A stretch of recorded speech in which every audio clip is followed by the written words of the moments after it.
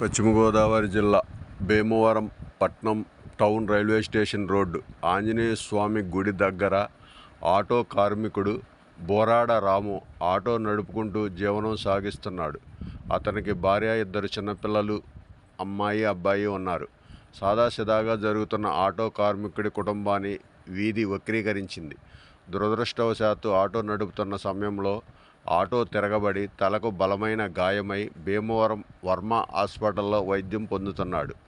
వైద్యులు blood clot అయిందని, నెల రోజుల పాటు హాస్పిటల్లో వైద్యం కోసం ఉంచాలని తెలిపారు.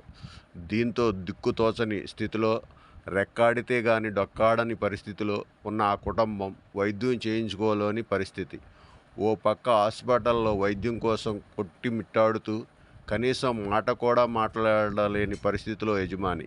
మరోపక్క ముక్కుపచ్చలారని ఇద్దరు చిన్నారులతో ఆటో కార్మికుడి భార్య కన్నీరు మున్నీరుగా దాతల సహాయం కోరుతుంది.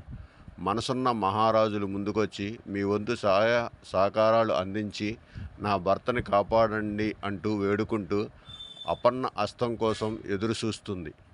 ఆమె ఫోన్పే నెంబర్ 8074387172.